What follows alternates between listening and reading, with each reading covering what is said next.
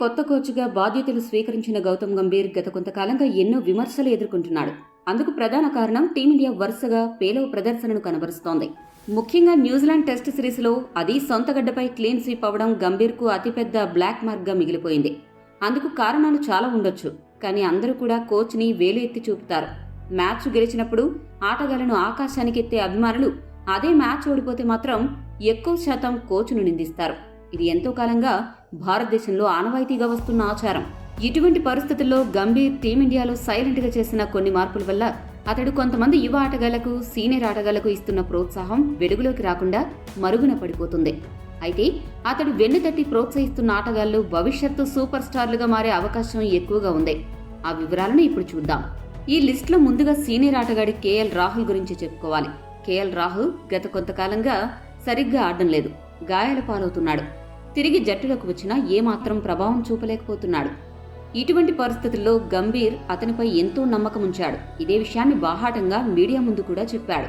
KL రాహుల్కు ఏ స్థానంలోనైనా batting చేసే సత్తా ఉంది కాబట్టి అతను జట్టులో ఉంటాడని బల్లగుద్ది మరీ చెప్పాడు. గంభీర్ అతనిపై ఉంచిన నమ్మకాన్ని వమ్ము చేయకుండా ఆస్ట్రేలియా టెస్టులో రోహిత్ స్థానంలో ఓపెనర్గా బరిలోకి దిగి అద్భుతంగా బ్యాటింగ్ చేసి రాహుల్ సత్తా చాటాడు. దీనిని బట్టి గంభీర్ ఒక ఆటగాడిని అతనిలో సత్తా ఉంటే ఎంతగా వెనకేసుకొస్తాడనే విషయం మనకు స్పష్టంగా అర్థమవుతుంది. కోచ్ కాకముందు వ్యాఖ్యాతగా ఉన్నప్పుడు గంభీర్ చాలాసార్లు జట్టులో సంజు శాంసన్ స్థానం కోసం గట్టిగా మాట్లాడాడు. అతడికి జట్టులో స్థానం దక్కకపోవడంపై అసహనం వ్యక్తం చేశాడు. తాను గనక కోచ్గా ఉంటే అలాంటి ఆటగాళ్లకు జట్టులో ఖచ్చితంగా చోటు కల్పిస్తానని ఘంటాపదంగా చెప్పాడు. ఆ మాటలను నిజం చేస్తూ గంభీర్ తాను కోచ్గా బాధ్యతలు స్వీకరించిన వెంటనే సంజు శాంసన్కు టీ20 జట్టులో ఖచ్చితంగా చోటు దక్కేలా బీసీసీఐని ఒప్పించగలిగాడు.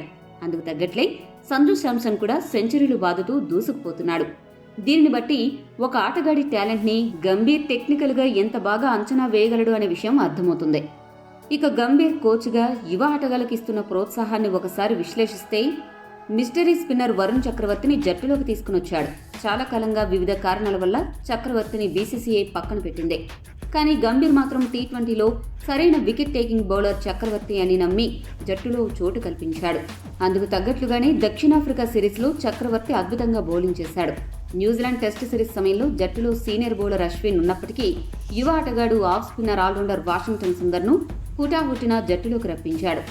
ఇక్కడ కూడా గంభీర్ అంచనా ఏమాత్రం తప్పకుండా సుందర్ సెన్సేషనల్ పర్ఫార్మెన్స్తో ఆ సిరీస్లో ఒక మ్యాచ్లో 10 వికెట్లు పడగొట్టాడు. ప్రస్తుతం ఆస్ట్రేలియాలో కూడా అదరగొడుతున్నాడు. సీనియర్ ఆటగాడు హార్దిక్ పాండ్యాకు టెస్ట్ క్రికెట్ ఆడాలనే కోరిక ఉన్నప్పటికీ హార్దిక్ పాండ్యాను పక్కన పెట్టి మరీ తెలుగు ఆటగాడు నితీష్ కుమార్ రెడ్డిని దగ్గరుండి గంభీర్ ప్రోత్సహించాడు.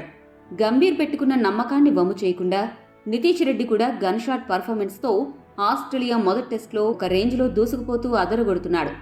ఆస్ట్రేలియాతో జరిగిన మొదటి టెస్ట్లోనే ఆల్రౌండర్గా కీలక సమయంలో వికెట్లు తీసి కష్టమైన పిచ్పై అద్భుతమైన బ్యాటింగ్తో టీమిండియాని ఆదుకున్నాడు. ముఖ్యంగా మొదటి ఇన్నింగ్స్లో 41 పరుగులతో టాప్ స్కోరర్గా నిలిచి రెండో ఇన్నింగ్స్లో మెరుపు బ్యాటింగ్ చేశాడు. ఇక యువ బౌలర్ హర్షిత్ రాణాను కూడా గంభీర్ ఏరికోరి ఆస్ట్రేలియా సిరీస్కు ఎంపిక చేశాడు. షమీ లేని లోటును భర్తీ చేసే విధంగా హర్షిత్ రాణా ఉండాలని గంభీర్ కోరుకుంటున్నాడు. అందుకు తగ్గట్లే హర్షిత్ రాణా కూడా బాగా బౌలింగ్ చేస్తూ ఆకట్టుకుంటున్నాడు. ఇక బాగా ఆడే సత్తా ఉన్న తెలుగు ఆటగాడు తిలక్ వర్మకు చాలా సందర్భాల్లో వివిధ కారణాల వల్ల జట్టులో చోటు దక్కలేదు. కానీ గంభీర్ కోచ్గా బాధ్యతలు తీసుకున్న తర్వాత అతడికి టీ20 జట్టులో రెగ్యులర్గా చోటు దక్కుతోంది. తిలక్ కూడా వచ్చిన అవకాశాలను సద్వినియోగం చేసుకుంటూ దక్షిణాఫ్రికాపై 2 సెంచరీలు కొట్టి అబ్బురపరిచాడు. మ్యాన్ ఆఫ్ ది సిరీస్గా కూడా నిలిచాడు. మనమందరం అర్థం చేసుకోవాల్సిన విషయం ఏంటంటే గంభీర్ యువ ఆటగాళ్లను టీమిండియా భవిష్యత్తు సూపర్ స్టార్లను తయారు చేస్తున్నాడు అని స్పష్టంగా దీన్ని బట్టి అర్థమవుతుంది. కాబట్టి గంభీర్ కోచింగ్పై మరీ ఎక్కువ విమర్శలు చేయవలసిన అవసరం లేదని ఈ ఉదంతాలన్నీ మనకు తెలియజేస్తున్నాయి.